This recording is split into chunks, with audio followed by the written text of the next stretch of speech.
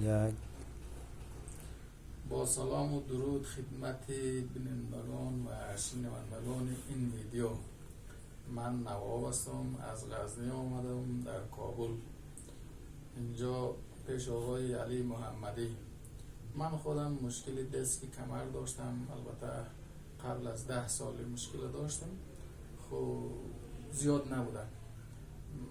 مدت 3 سال میشه که این مشکل دیگه دامنگیر شد، یعنی ما را از کارهای عادیمون ماندن، خانه نشین کردن، یعنی نمیتونستم کار کنم، نمیتونستم برم جایی دیگر. در طول مدت 3 سال ورزش کردم و دکتر رفتم و عکس مارای گرفتم و عکس مارای نتیجه نشان داد که یا عمل شوی یا بالاخره ورزش کنی، شاید با می ورزش مشکل تو حلش نه. ولی ما 3 سال ورزش کردم و خب مشکل آنچنان حل نشد که ما پس به حالت اولیه ما یا حالت عادی ما بتونیم فعالیت های روزانه انجام بدیم. خب ورزش کنترل کرده اما درمان نکردن.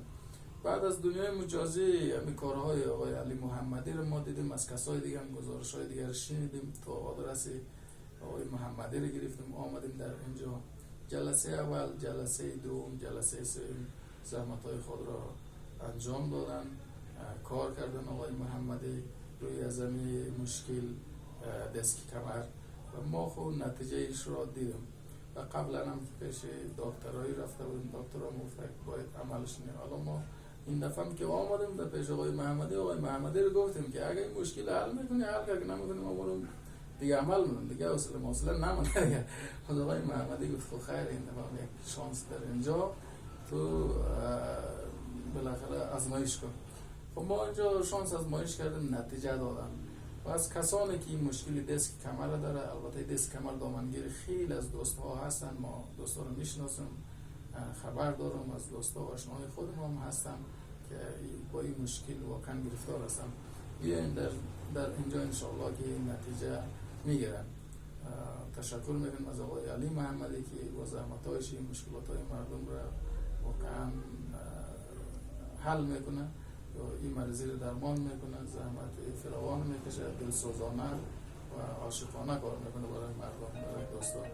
دیگر با تشکر از همه بینندگان و شنوندگان عزیز و تشکر ویژه دارم از آقای علی محمدی از زحمت‌های ایشان. خواهش نمون گپ نیستم، بنده در خدمت. خیر باشه.